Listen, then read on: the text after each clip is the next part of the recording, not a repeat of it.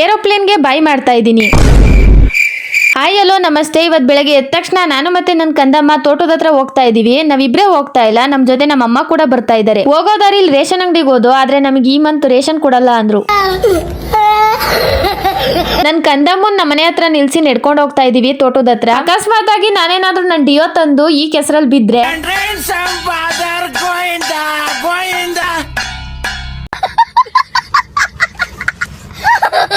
ಅದಕ್ಕೆ ಮುಂದಾಲೋಚನೆಯಿಂದ ನನ್ ಕಂದಮ್ಮನ್ ಅಲ್ಲೇ ಬಿಟ್ಟು ತೋಟದ ಹತ್ರ ಬಂದ್ವಿ. ಬಂದಿದ ತಕ್ಷಣ ಸುತ್ತಮುತ್ತ ನೋಡ್ತೀನಿ, ನಮ್ ಇಬ್ರನ್ ಬಿಟ್ಟು ಯಾರು ಇಲ್ಲ.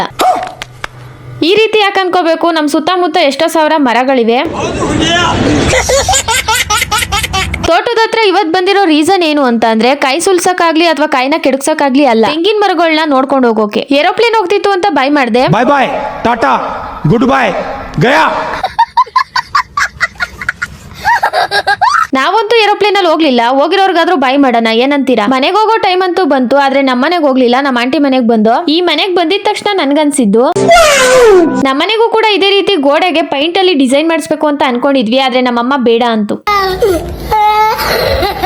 ಕೆಲವರಂತೂ ಕಮೆಂಟ್ ಮಾಡ್ತಾ ಇದ್ದೀರಾ ನಿಮ್ಮೂರ್ ಯಾವ್ದು ಅಂತ. ನೋಡಿ, ಅದು ಆದಿಚುಂಚನಗಿರಿ ಬೆಟ್ಟ, ಇದು ನಮ್ಮೂರ್ ರೋಡು. ಬೆಳ್ಳೂರ್ ಕ್ರಾಸ್ ಕಡೆ ಅಥವಾ ಬೆಳ್ಳೂರ್ ಕಡೆ ಇರೋರು ಪಕ್ಕಾ ಕಂಡಿಡಿತೀರಾ ಇದು ಯಾವ ಊರು ಅಂತ. ಮನೆಗ್ ಬಂದ ತಕ್ಷಣ ಇದ್ದೇ ಇದೆಯಲ್ಲ ಟಿಫನ್ ಮಾಡೋದು. ಈರುಳ್ಳಿನ ಕಟ್ ಮಾಡಿದ್ರೆ ನನ್ ಕಣ್ಣಲ್ಲಂತೂ ಕಣ್ಣೀರೇ ಬಂತು. ನನ್ಗಂತೂ ಉಪ್ಪಿಟ್ಟು ಅಂದ್ರೆ ಇಷ್ಟ ಇಲ್ಲ, ಆದ್ರೆ ಶಾವ್ಗೆ ಉಪ್ಪಿಟ್ಟು ಅಂದ್ರೆ ತುಂಬಾ ಇಷ್ಟ. ನಾನ್ ಮಾಡಿ ಶಾವ್ಗೆ ಉಪ್ಪಿಟ್ಟನ್ನ ಉಪ್ಪಿದ್ರು ತಿಂತೀನಿ, ಖಾರ ಇದ್ರು ತಿಂತೀನಿ, ಅಥವಾ ಚೆನ್ನಾಗಿಲ್ಲ ಅಂದ್ರೂ ತಿಂತೀನಿ, ಚೆನ್ನಾಗಿದ್ರು ತಿಂತೀನಿ. ಯಾಕೆ ಹೇಳಿ, ನಾನ್ ಮಾಡಿದ್ ಉಪ್ಪಿಟ್ಟಲ್ವಾ, ಅದಕ್ಕೇನೆ.